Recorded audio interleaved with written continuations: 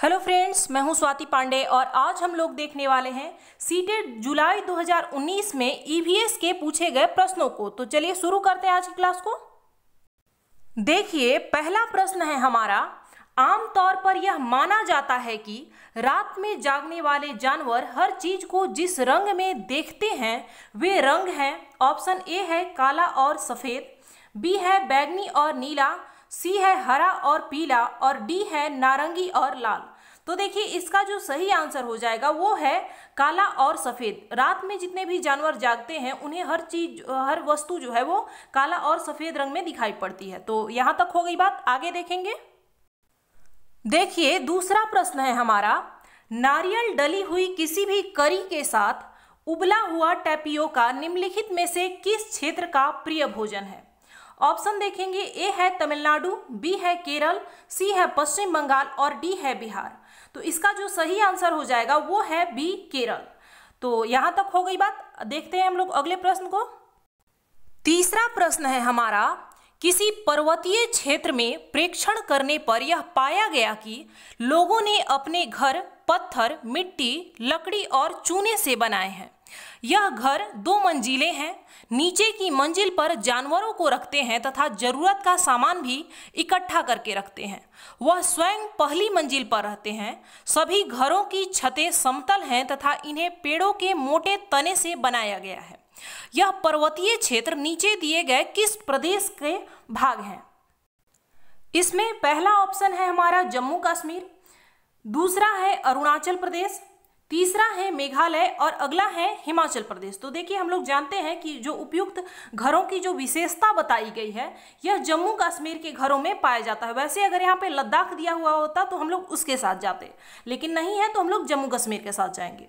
तो ये हमारा ऑप्शन ए करेक्ट आंसर हो गया। आगे देखेंगे। अगला प्रश्न है हमारा, झूम खेती में अपनाई जाने वाली पद्धति के विषय में नीचे दिए गए कथनों पर विचार कीजिए। इसमें पहला ऑप्शन है, एक फसल प्राप्त करने या कटने के बाद जमीन को कुछ साल तक ऐसे ही छोड़ देते हैं। बी है, इस जगह जो बांस या खरपतवार उग आते हैं उसे उखाड़ कर जला देते हैं। सी है, खरपतवार यानी जंगल को जलाने पर प्राप्त राख को खाद की तरह काम में लाते हैं। और अगला है, जब इस जमीन में खेती की बारी आती है तो बीज छिड़कने से पहले इसे गहरा जोता जाता है। और इसमें से सही कथन का चयन करना है। तो देखिए, हम लोग जानते हैं कि जो झूम खेती होती है उसमें एक फसल प्राप्त करने के बाद जमीन को कुछ साल तक ऐसे ही छोड़ देते हैं। तो ये हो गया एक ऑप्शन 1 जो ए है हमारा, ये सही हो गया। अगला है कि इस जगह को बांस या खरपतवार जो उगाते हैं उसको उखाड़ कर जला देते हैं। तो देखिए, यह गलत बात है। उसको पूरी तरह उखाड़ के नहीं जलाते बल्कि उसको ऐसे ही जड़ उसका छोड़ देते हैं, ऊपर ऊपर से जला देते हैं। और अगला है कि जो खरपतवार को जलाने से जो राख प्राप्त होता है उसको खाद की तरह काम में लाते हैं। तो देखिए, यह भी गलत बात है। हाँ, वो उर्वरक का काम करता है। जब उसको जलाया जाता है तो जो राख प्राप्त होता है वो उर्वरता को बढ़ाता है मृदा की, लेकिन ये नहीं है कि उसको उर्वरक की तरह ऊपर से डाला जाता है। ऐसा कुछ भी हमने नहीं पढ़ा है। अगला है कि इस जमीन में खेती की बारी आती है तो बीज छिड़कने से पहले उसको गहरा जोता जाता है, जो कि गलत बात है। झूम खेती में खेतों को ज़्यादा गहराई से उसको जोता नहीं जाता है, तो यह भी गलत है। तो हमारा सही जो ऑप्शन हो गया वो है ऑप्शन ए। तो इसमें देखेंगे ए और ए तो हो ही नहीं सकता है क्योंकि इसमें ए और डी दोनों हैं, यह भी नहीं हो सकता है। केवल डी भी नहीं हो सकता है, बी और सी भी नहीं हो सकता है। तो हमारा बच गया केवल ऑप्शन बी जिसमें केवल ए शामिल है। तो ये हमारा सही आंसर हो जाएगा। आगे देखेंगे। आजकल वैसे सीटेट में इस तरह के प्रश्न बहुत ज़्यादा देखने को मिलते हैं और इसमें लोग ज़्यादातर गलतियां भी करते हैं। अगला प्रश्न है हमारा, आदिवासी हजारों साल पहले से कांसे की चीज बनाते आए हैं और आज भी हमारे घरों में कांसे का उपयोग होता है। कांसा के विषय में निम्नलिखित में से सबसे सही कथन को चुनना है। ये जो नीचे 4 ऑप्शन दिए गए हैं और इसमें से कांसे के विषय में जो सही हो उसका चयन करना है। ऑप्शन ए है, यह तांबे और टीन का मिश्रण है। बी है, यह एल्यूमिनियम और तांबे की भांति एक तत्व है। सी है यह पीतल और तांबे का मिश्रण है, और डी है यह तांबा, जस्ता तथा एल्यूमिनियम का मिश्रण है। तो देखिए हमारा ऑप्शन ए है यह तांबे और टीन का मिश्रण है। कांसा क्या होता है? यह तांबे और टीन के मिश्रण से बनाया जाता है। तो यह हमारा सही आंसर हो जाएगा। आगे देखेंगे, अगला प्रश्न है हमारा, निम्नलिखित में से क्या पेट्रोलियम से प्राप्त नहीं होता है? ऑप्शन है ए कोयला, बी डीजल, सी मोम और डी है ग्रीस। तो देखिए कोयला जो है ये पेट्रोलियम से प्राप्त नहीं होता है, इसका खनन किया जाता है। तो ऑप्शन ए हमारा सही हो जाएगा। आगे देखेंगे, अगला प्रश्न है, हमारे देश के मानचित्र में झारखंड कहाँ स्थित है? ऑप्शन देखिए, छत्तीसगढ़ के दक्षिण पूर्व में, बी है उत्तर प्रदेश के पश्चिम में, सी है पश्चिम बंगाल के पूर्व में और डी है ओडिशा के उत्तर में। तो देखिए इसका सही आंसर हो जाएगा ऑप्शन डी। देखिए इसको समझने के लिए हमें भारत का मैप देखना होगा। तो चलिए उसको देखते हैं। देखिए ये हमारा झारखंड राज्य हो गया। छत्तीसगढ़ से यह दक्षिण की ओर नहीं है, जैसा कि ऑप्शन ए में था, यह नहीं है, तो ये हो ही नहीं सकता है। उत्तर प्रदेश के पश्चिम में भी यह नहीं है, पश्चिम बंगाल के पूर्व में भी यह नहीं है, ये ओडिशा के उत्तर दिशा की ओर है, इसलिए हमारा ऑप्शन डी जो था वो सही हुआ था।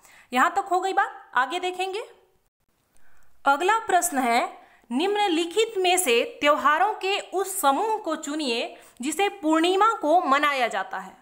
ऑप्शन ए है दिवाली, महाशिवरात्रि, गुरु नानक जन्म दिवस, बी है दिवाली, गुरु नानक जन्म दिवस और रक्षाबंधन, सी है होली, महाशिवरात्रि, बुद्ध जयंती और डी है होली, रक्षाबंधन, गुरु नानक जन्म दिवस। तो इसका जो करेक्ट आंसर हो जाएगा वो है हमारा ऑप्शन डी। यहां तक हो गई बात। आगे देखेंगे, अगला प्रश्न है हमारा, निम्नलिखित राज्यों के समूहों में से किस एक समूह के समुद्र तट अरब सागर पर हैं? ऑप्शन ए है तमिलनाडु, आंध्र प्रदेश और कर्नाटक, बी है कर्नाटक, केरल और गुजरात, सी है आंध्र प्रदेश, तेलंगाना और ओडिशा, डी है केरल, कर्नाटक और पश्चिम बंगाल। तो देखिए इसका जो सही आंसर हो जाएगा वो है हमारा ऑप्शन बी, कर्नाटक, केरल और गुजरात। देखिए इसको हम लोग मैप की सहायता से समझते हैं। देखिए ये है हमारा अरब सागर और इधर वाले हिस्से में ये हमारा बंगाल की खाड़ी है। तो गुजरात, कर्नाटक और केरल जो है वो अरब सागर के किनारे स्थित है, यानी उसके तट पर है। तो इसलिए हमारा ऑप्शन बी सही था। ये समझ गए आप लोग। आगे देखेंगे, अगला प्रश्न है हमारा, हमारे देश के एक जंगल के लोगों यानी आदिवासी को खेती के लिए जमीन ग्राम सभा यानी पंचायत द्वारा एक विशेष मात्रा या यूनिट अथवा इकाई, जिसे हम बोल सकते हैं, इसमें टीन कहते हैं, इस विशेष मात्रा को टीन कहते हैं, आवंटित की जाती है। जमीन के लिए एक मात्रा है जिसे टीन कहते हैं, वो आवंटित की जाती है। तो टीन क्या है? टीन के बारे में पूछा जा रहा है। देखिए जब हम लोग मिजोरम राज्य के बारे में पढ़ रहे थे तो वहाँ हमने झूम कृषि के बारे में और हमने देखा था कि जो झूम कृषि या खेती है इसमें जो जमीन का आवंटन वहाँ के लोग करते हैं वो टीन के उनका इकाई जो है वो टीन है। और टीन का मतलब क्या होता है? एक टीन का मतलब हमने देखा था कि यह है कि वह भूमि या उतना जमीन जिस पर कोई किसान जो है वो एक टीन अपना बीज बोता है, चाहे वो किसी भी चीज़ का बोए। एक टीन बीज जहाँ जितने जमीन पर बोया जाता होगा उसको एक टीन जमीन कहते हैं। तो टीन जो है वो क्या है? जितना पर एक कोई किसान जो है वो एक टीन बीज को बो रहा हो। तो हमारा इस हिसाब से ऑप्शन सी सही हो गया। देखिए इसमें कंफ्यूज करने वाला ऑप्शन डी भी है, जिसमें दिया गया है कि वह भूमि जिससे कोई किसान जो है वो एक टीन बीज उत्पन्न करता है। तो देखिए यह केवल इसलिए है ताकि आप कंफ्यूज हो जाए और गलत करके आ जाए। ऐसा कुछ भी नहीं है, हमने ऐसा कुछ भी नहीं पढ़ा कि कोई किसान एक टीन बीज उत्पन्न करता है या नहीं करता है, इसकी कोई बात नहीं हुई थी। बस बात ये हुई थी कि वह भूमि जिस पर कोई किसान जो है वो एक टीन बीज बोता है उसको एक टीन जमीन कहते हैं। वैसे ही अगर टीनों की संख्या बढ़ गई, हाँ अगर किसी को ये बोला जा रहा है कि हाँ उसके पास 3 टीन जमीन है, तो उसका मतलब हो गया कि उसके पास इतना जमीन है कि उस पे वो 3 टीन बीज को बो सकता है। इसका अर्थ सीधा सा यही था। आगे देखेंगे, अगला प्रश्न है हमारा, नीचे दिए गए शहरों में से किस एक में रेत के पहाड़ जिन्हें रेत के टीले कहा जाता है पाए जाते हैं? ऑप्शन देखेंगे, ए है थिम्पू, बी है काबुल, सी है अबू धाबी और डी है बर्लिन। तो देखिए इसका सही आंसर जो हो जाएगा वो है ऑप्शन नंबर सी, जिसमें अबू धाबी में क्या होता है, रेत के पहाड़ पाए जाते हैं जिनको कि रेत के टीले कहा जाता है, और यह जो जगह है वो रेगिस्तानी इलाका है। आगे देखेंगे, अगला प्रश्न है हमारा, केंचुओं को किसान का मित्र माना जाता है, निम्नलिखित में से सही कारणों को चुनिए। इतने ऑप्शन में से आपको सही कारण चुनना है जिस वजह से केंचुए को किसान का मित्र कहा जाता है। ऑप्शन ए है, केंचुए मृत पत्तियों और पौधों को खाते हैं तथा इनके मल से जमीन उपजाऊ बनती है। बी है, केंचुए खरपतवार खाते हैं जिससे मुख्य फसल की रक्षा होती है। सी है, केंचुए जमीन में छेद बनाते हैं जिससे जमीन पोली हो जाती है। और डी है, केंचुओं द्वारा बनाए गए छेदों से जमीन को आसानी से हवा और पानी मिल जाता है। तो देखिए हम लोग जानते हैं कि केंचुए जो है वो मृत पत्तियों और पौधों को खाते हैं और इनके मल से क्या होता है, जमीन जो होती है, मृदा जो होती है वो उपजाऊ बनती है। तो ऑप्शन ए सही हो गया। बी है कि केंचुए खरपतवार खाते हैं। तो देखिए ऐसी कोई बात नहीं हुई थी कि केंचुए जो है वो केवल खरपतवार ही खाते हैं, ऐसे कुछ नहीं खाते। तो ये हमारा गलत हो गया। आगे है, केंचुए जमीन में छेद बनाते हैं जिससे जमीन पोली होती है। तो यह भी ऑप्शन हमारा सही है।